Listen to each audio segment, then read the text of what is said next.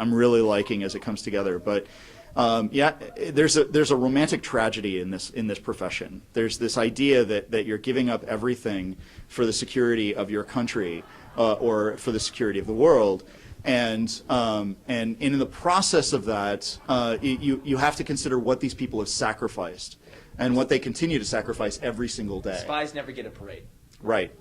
Exactly. They get medals, and their medals are put away in boxes that barely ever are given to their relatives when they die. Yeah, it was like that.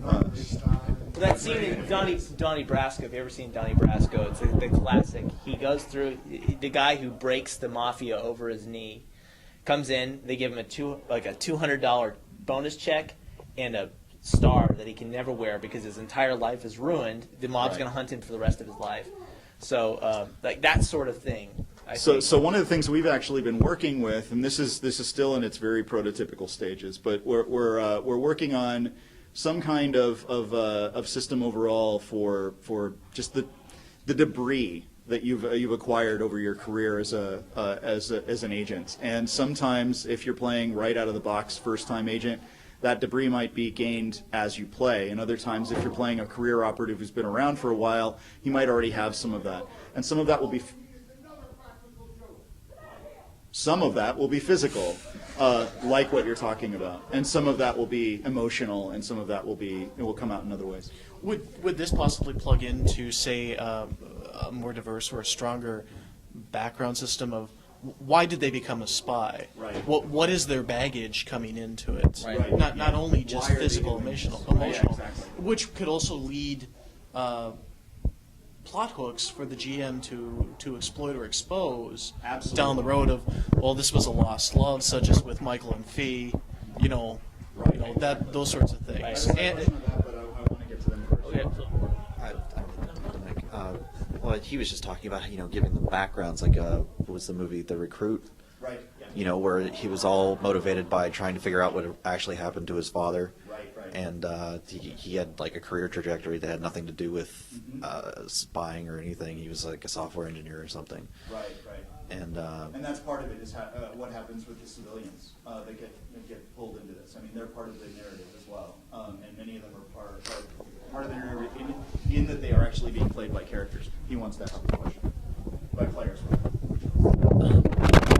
Maybe I'm talking more about modules than I am system, but I mean, there's something really interesting about, I don't know, redeem is too strong a word, but there's this kind of pivot turn where the person involved in espionage realize that he's just an arm or a tool of essentially sociopaths. And he said, I'm not going to do this anymore. And I think that's been covered in some of the other stuff. But in terms of like what can really inspire players, inspire GMs, that's big. That's big. It's saying like, I'm done with the system. I'm either going to cut out or I'm just going to bring the system down. Right. As it happens, one of our adventures this weekend deals with that very topic. Are you going to have a chance to play this weekend? I may. I don't know what the times are. Okay. Check the schedule for an adventure called Off the Reservation. That's the one you should look up. You'd like that one a lot. Really, we're getting down to the wire in time, so I'm going to start asking some rapid fire questions. And maybe. Okay. Do you need a? Okay. All right. So the question, Back on. the follow-up question on the subplots thing is, how many of those are coming up in the game? Like, how many people are making a nemesis in the game, or how many people are starting it with these things? How many of these things are out of history versus how many things are a result of the events of your campaigns? I mean, are people choosing them at character creation, adding this is my subplot, or being given that as, this is my baggage, as opposed to, I've just killed Blofeld for the 20th time. He's now Nemesis. I've done it both ways, actually, where some people, they just didn't know. I'm like, well, you can figure that out as you know more of the story. And they tend to be more my novice players.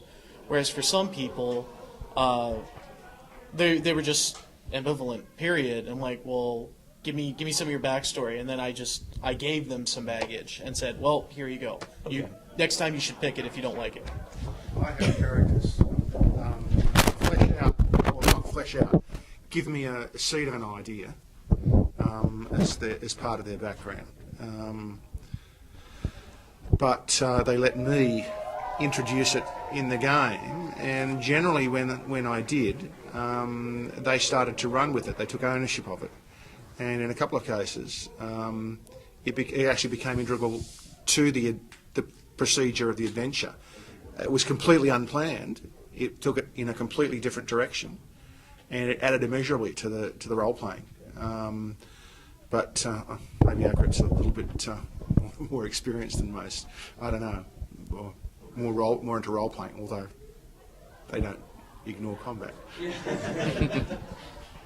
that's great. Yeah.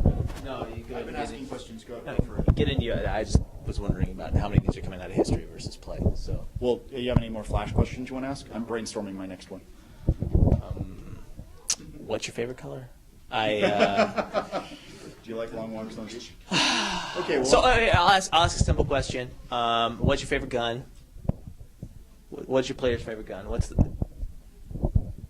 And why? Nobody. You're LGMs. You don't care. Well, Put tools in the box. I don't think any of my players have like a specific gun that they picked out because it was their gun. They just my guys don't care much for the enormous selection, so they would ask me, it's like I just want, and I'll point them to like the Glock or the Beretta, or there's someone who wants the hand cannon, so I give them the Desert Eagle. Kind of you put the tools in the box. I take the tools out. And Right. kill people with them. Right. Yeah. Gotcha. Anybody else have any particular things they really like? So, Jim, what's yours? 5.7. I love the 5.7. Armor piercing. Armor piercing, 20 rounds. Yeah. this is the cameraman speaking at this point. And the P90 to go with it, sure. Love the P90. Lovely gun. Combat actions, actually. So raise your hand if you see regularly use of combat actions that are not move and attack. Okay, that's good. I like it. Okay, how many of those include move, attack, and grapple? If you exclude grapple, do you see things in there? Oh, wow. Okay, good. So I make sure that the bad guys are constantly using other tricks against my players, and so that really is like when they were new to it, we would move and attack, and then like I made it a point to almost have a move of the week. Where the next week it was grapple, then I'd start using anticipate, they weren't able to hit worth anything, then joint action, things like that. I just sort of introduced them to the idea, and it only took like 2 or 3 sessions before they were like, all right, give me that damn combat chapter and let me see what this is. Good. So yeah.